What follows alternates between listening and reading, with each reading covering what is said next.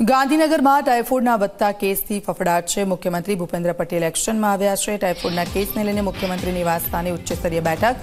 ટાઇફોઇડના case સંદર્ભે સમીક્ષા કરવામાં આવી। શહેરી વિસ્તારોમાં ટાઇફોઇડના કેસોને લઈને બેઠક। આરોગ્ય વિભાગના અગ્ર સચિવ સહિત આરોગ્ય વિભાગના ઉચ્ચ અધિકારીઓ બેઠકમાં હાજર છે। જિલ્લા કલેક્ટર, મ્યુનિસિપલ કમિશનર, સિવિલ હોસ્પિટલના અધિકારીઓ હાજર છે। ગઈકાલ સુધી સિવિલ હોસ્પિટલમાં 108 ટાઇફોઇડના ઇફેક્ટ દર્દીઓ સારવાર હેઠળ હતા। સારવાર લઈ રહેલા 108માંથી 17 દર્દીઓને રજા આપી દેવામાં આવી છે। 91 દર્દીઓની સારવાર હાલ તો ચાલી રહી છે। તો આરોગ્ય વિભાગના અધિકારીઓ બેઠકમાં હાજર રહ્યા છે। શહેરી વિસ્તારોમાં ટાઇફોઇડના કેસોને લઈને આ બેઠક। ગાંધીનગરમાં ટાઇફોઇડના વધતા કેસથી ફફડાટ જોવા મળ્યો છે। ચિંતાનો વિષય। મુખ્યમંત્રી ભૂપેન્દ્ર પટેલ એક્શન મોડમાં આવી ગયા છે।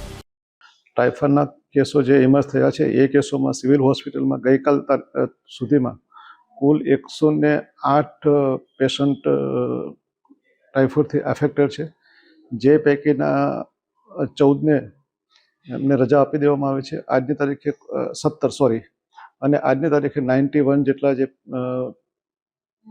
ટાઇફોઇડ અસરગ્રસ્ત દર્દીઓ છે, તમામની કન્ડિશન સારી છે।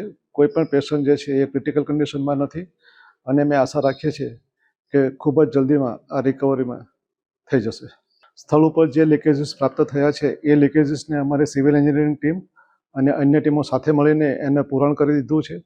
આ ઉપરાંત અત્યારે હાલ અમે સેમ્પલિંગની કાર્યવાહી કરી રહ્યા છીએ। સેમ્પલિંગ જે છે એ અમુક સોસાયટી, અમુક વિસ્તારોમાં જે પ્રોન ડિસીઝ વિસ્તારો છે ત્યાં અમારી ટીમ અત્યારે કામ કરી રહી છે અને ગઈકાલથી ને આજની તારીખ સુધીમાં તમામ જે સેમ્પલિંગ થયું છે એ પોઝિટિવ આવ્યું છે। પોઝિટિવ ઇન ધ સેન્સ કે ત્યાં ક્લોરિનની જે માત્રા એ ખૂબ સારા પ્રમાણમાં, ટેકનિકલી આપણે કહીએ તો 2.5 ppmમાં મળી છે।